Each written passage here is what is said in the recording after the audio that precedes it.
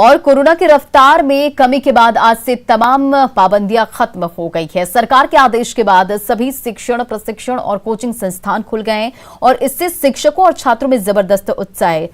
तो ये तस्वीरें पटना से, जहां आज बिहार में तमाम तरह की पाबंदियां खत्म हो गई है और फिर से जो चीजें हैं वो अब पटरी पे लौट रही है। देखिए संवाददाता संजय कुमार की ये रिपोर्ट। मैनेजमेंट ग्रुप के फैसले के अनुसार अब आज से शैक्षणिक गतिविधियां सामान्य रूप से संचालित होंगी। क्राइसिस मैनेजमेंट ग्रुप ने जो फैसला लिया है उसके अनुसार स्कूल, कॉलेज, यूनिवर्सिटीज में जो कक्षाएं होंगी अब छात्रों की 100% उपस्थिति के साथ होंगी। और यह तस्वीर है पटना के एक स्कूल की, जहां पर अब 100% छात्र जो है वह पहुंचने लगे हैं। जाहिर सी बात है, जिस तरीके से कोरोना का संक्रमण कम हुआ है, ऐसे में छात्रों के हित में यह फैसला लिया गया है।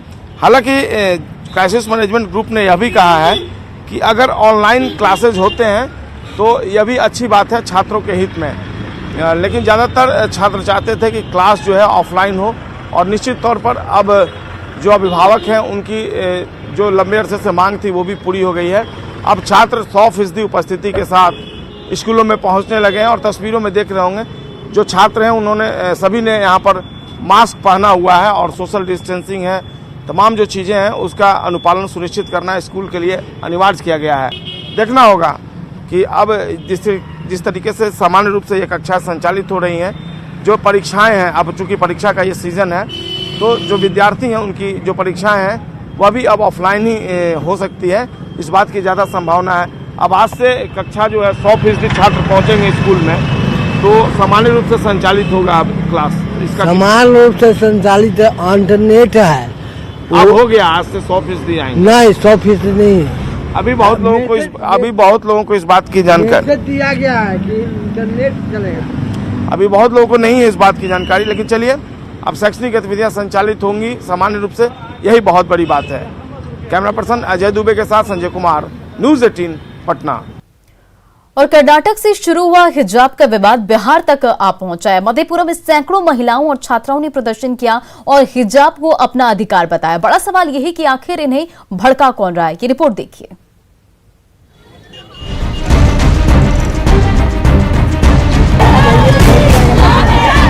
हिजाब की लड़ाई शुरू हुई कर्नाटक से और आप पहुंची है लगभग 2000 किलोमीटर दूर बिहार तक। पहले किशनगंज और अब मधेपुरा में प्रदर्शन हुआ। सैकड़ों की संख्या में मधेपुरा में छात्राओं और महिलाओं ने जुलूस निकाली। विरोध हिजाब पर लगे बैन को लेकर है। विवाद अदालत में है, लेकिन कुछ संगठन इस मुद्दे को तूल दे रहे हैं। पहले सुनिए प्रदर्शन करने वाली महिलाओं और छात्राओं का क्या कहना है। ये प्रोटेस्ट हम लोग अभी हाल में ये जो कांड हुआ है मुस्कान खान कर्नाटका की एक स्टूडेंट के साथ, उसके सपोर्ट में ये प्रोटेस्ट हम लोग निकाले। रह गई बात हिजाब, वहाँ की गवर्नमेंट हिजाब पे रोक लगा रही है, जिस चीज को हम लोग नहीं मान सकते, इसलिए ये हमारा मौलिक अधिकार है। हम लोगों को चाहते हैं हिजाब हम लोग का इज्जत है। हम लोग मतलब कि शुरू से ही, क्या हमारे पूर्वजों से ही हम लोग का हिजाब चलाया है, इसलिए हम लोग चाहते हैं कि हम लोग का कभी हिजाब हटे ही नहीं, क्योंकि हमारी जिंदगी हिजाब है, हमारी इज्जत है। प्रदर्शन जिला मुख्यालय के मस्जिद चौक के पास किया गया। सैकड़ों महिलाओं और लड़कियों ने हिजाब पहनकर मानव श्रृंखला बनाई और हिजाब के समर्थन में नारे लगाए। प्रदर्शन में शामिल महिलाएं हिजाब को अपनी पहचान बताने से भी पीछे नहीं रही। मुझे लगता है हिजाब एक पर्दा, जैसे एक फोन है, फोन के जैसे ये फोन का कवर होता है, उस तरह हम लड़कियों के लिए हिजाब एक कवर है। हमें सेफ्टी है, हमें डस्टबिन से बचाता है। अदरवाइज हमारा ये पहचान है हिजाब, और हमें हिजाब पहनना अच्छा लगता है। कर्नाटक सरकार ने शैक्षणिक संस्थानों में हिजाब पहनने को लेकर जो पाबंदी लगा रखी है, उसका विरोध कर्नाटक से ज्यादा दूसरे राज्यों में देखने को मिल रहा है। विरोध की आज बिहार पहुंची। पहले किशनगंज और फिर मधेपुरा में सड़कों पर प्रदर्शन हुआ। इसे सियासी रंग भी दिया जा रहा है। कुछ दिन पहले ही लालू यादव ने इसे सिविल वॉर तक कह दिया था। ये हिजाब को लेकर के इतने सारे सवाल उठ रहे हैं। कर्नाटक में एक लड़की जो है उसको चारों तरफ से घेर लिया गया। आपको लगता है कि ये सब कुछ चुनाव से चुनाव की बात नहीं है, ये बात समझिए, ये देश सिविल वॉर मोदी जी की सरकार सिविल विभाग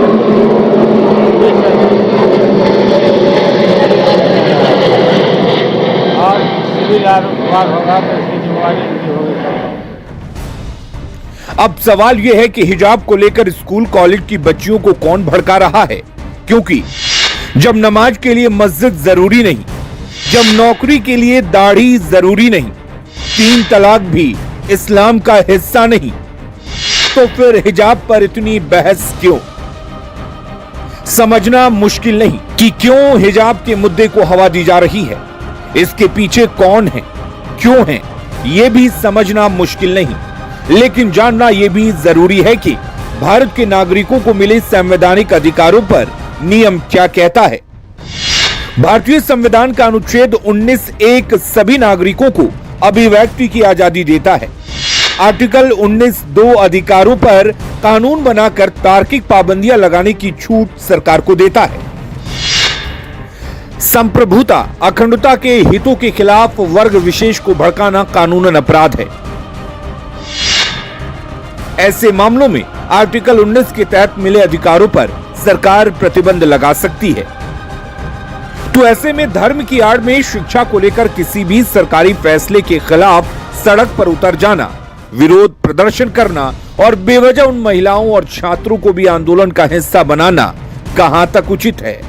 न्यूज 18 के लिए किशनगंज से तुरबसु के साथ ब्यूरो रिपोर्ट।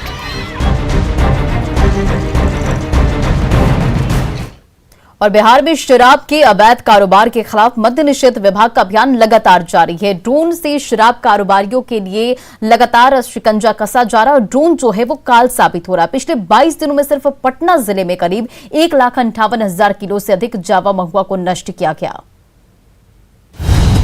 अवैध शराब कारोबार पर ड्रोन स्ट्राइक।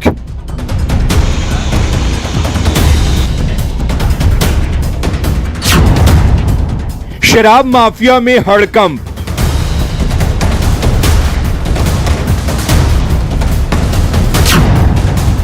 आसमानी आग से बचना मुश्किल।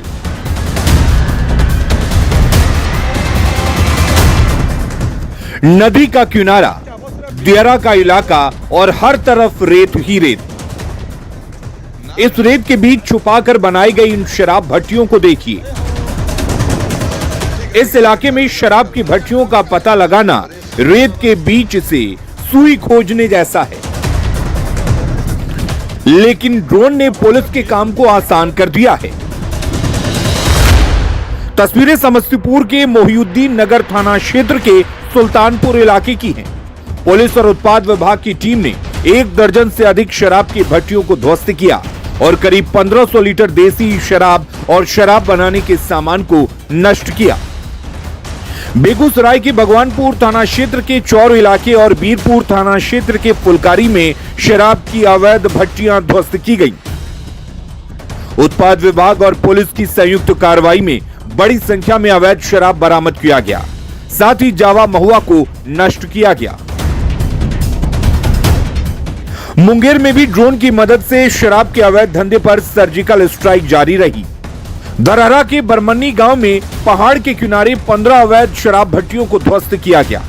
कार्रवाई के दौरान 27 क्विंटल जावा महुआ को भी नष्ट किया गया। भागलपुर के नौगछिया में तो ड्रोन और घुड़सवार दल की मदद से दियारा इलाके में शराब के खिलाफ अभियान चलाया गया।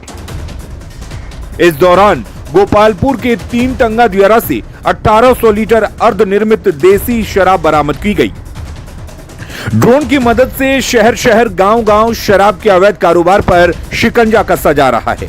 शराब के अवैध कारोबार के खिलाफ ड्रोन स्ट्राइक कितना कारगर है, इसका अंदाजा इसी बात से लगा सकते हैं कि पिछले 22 दिनों में सिर्फ पटना जिले में करीब 1,58,000 किलो से अधिक जावा महुआ को नष्ट किया गया है, जबकि 100 से अधिक शराब भट्टियों को नष्ट करने में जिला पुलिस और उत्पाद विभाग को सफलता मिली है।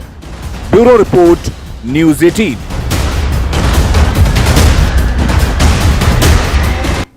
और फिलहाल इस बुलेटिन में इतना ही। बने रहे आप न्यूज 18 बिहार झारखंड के साथ। सुगंध, रंग, युवाओं की इस पहल से